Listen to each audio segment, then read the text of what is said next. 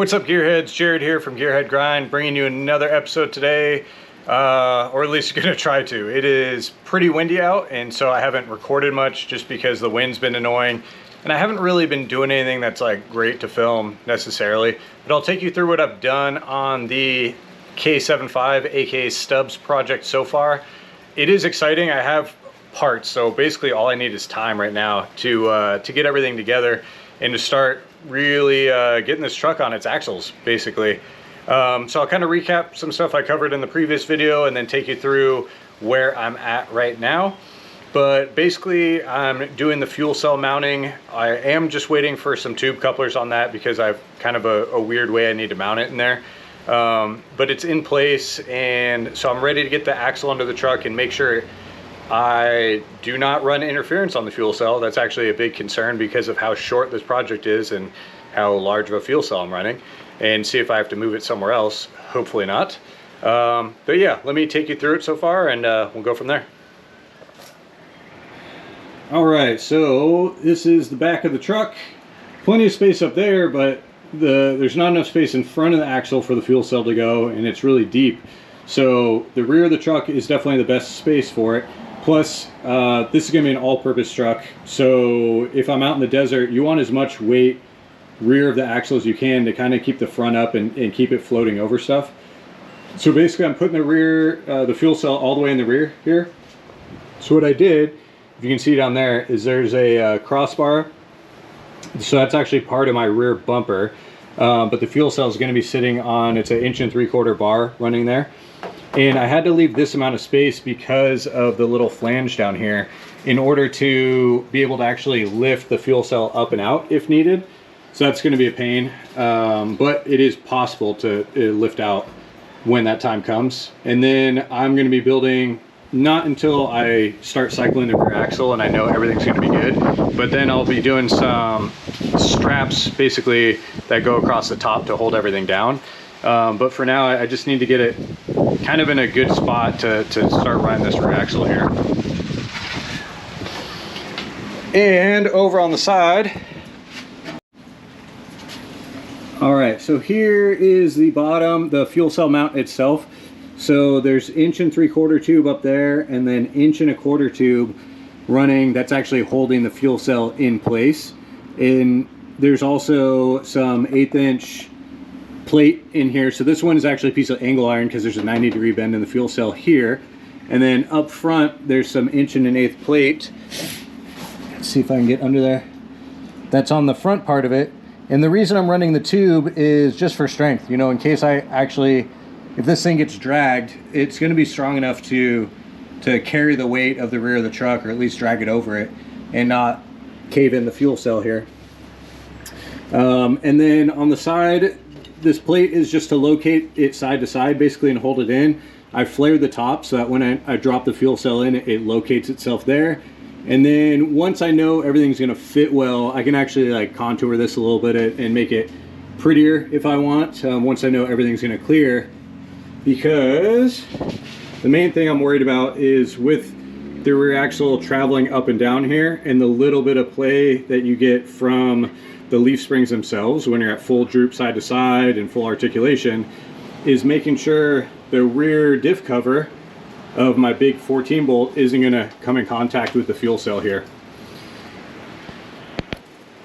So with that being said, where I'm at right now is mounting the rear leaf springs in here. So I got these big custom coil packs from Alcan Spring via Off-Road Design. So I'm using the stock front mount here for now. I may beef that up a little bit. It is still riveted on, but it's still tight. Everything's good on there. So hopefully it's good until proven otherwise, I guess. And then in the rear, I've got their big drop mounts there and the 6-inch shackles to give me a fair amount of articulation, as you can see. So what I'm going to do is I'm getting them bolted up for now. Then I'm going to locate the rear axle underneath here, check my pinion angle, and I can, here's the axle. It's kind of a bad shot of it, but I have the leaf spring perches here on the 14 bolt, but they're just tack welded in place right now based off my calculated pinion angle on it. So I want to double check that when this axle is actually mounted under these leaf springs, that my calculated pinion angle still matches what's going up to the output of the transfer case. So that's my first order of business. Get the other side mounted up here and get the axle under it, and then check, get the U-bolts on, all that, check my pinion angle, set those mounts to the correct calculation so that it matches the output of my transfer case over there, if you can see it. And then once that's done, I can fully weld these perches on. All right, there's like this breather hose that's taped to it, but I can fully weld those perches on. And that's basically the last bit of welding I need to do on that 14 bolt. Then I can get it all assembled and all that. But basically, after that, what I'm going to do is disassemble my spring packs here. So I'm going to take these 4 spring pack holders apart, and I'm going to drop all the springs out. Oh, and the main pin here. Drop all the springs out except for the top long one here. And then what I'm going to do is still have the axle mounted, but then go through my full articulations with everything as well, in order to figure out where my shocks are going to mount, where my bump stops are going to go, and all that fun stuff. So just kind of taking you through it for now, but that's basically where I'm at. Get the other leaf spring mounted up, and then start getting the axle onto the truck, and hopefully my fuel cell clears. Hooray! And sorry if there's a bunch of noise. I didn't film any of the stuff I'm doing outside just because it's super windy today. What else? Oh, I did fully box in the rear of the frame here. So everything behind the original cross member has been boxed in. And that way, when I get my axle up, all the tube I'm going to run, all that, I'll have a nice strong rear end.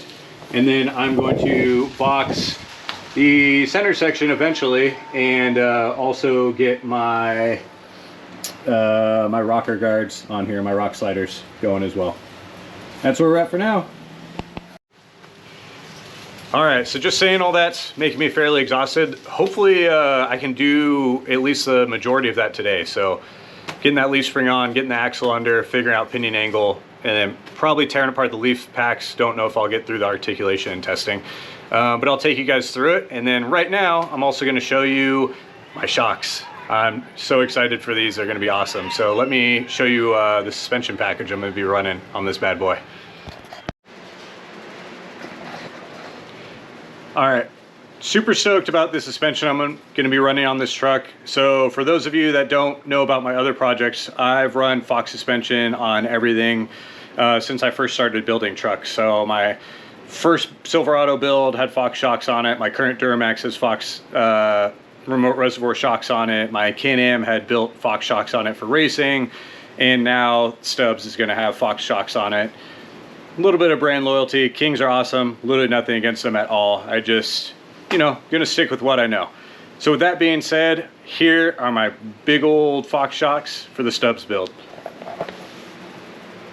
All right. So this is kind of funny. So this is my front coilover that I'm going to be running on the 4-link setup on Stubbs. It is a 3-inch body, 14-inch stroke coilover. And this is the shock that originally was going to be on the truck with about a 4-inch lift. Obviously quite the upgrade going on the front for sure. And then in the rear, I'm running a 3-inch body, 16-inch stroke triple bypass from Fox, and that is the original rear shock that was going to accommodate about a 4-inch lift on this truck. So those are very basic shocks to these. So the front coilover does have internal bypasses as well, whereas of course the rear shock is external bypasses. And what that means is as the piston is cycling up the shock, so as your shock is compressing, there's extra valving in there that can basically control and provide more dampening as the shock is going through its stroke to give it better bottoming resistance. And on a shock with remote bypasses like the rears here, so I don't need to run a coilover on the rear because it's going to be on leaf springs as you saw, so I just have a pure shock. And what that allows me to do is basically run 2 I believe it's two rebound adjusters and one compression. So you have a lot more adjustment as the shock is running through its stroke there. And you can run, you can see the other tube back here. But basically on these bypass shocks, you can run anywhere between 2 to 5 bypasses typically.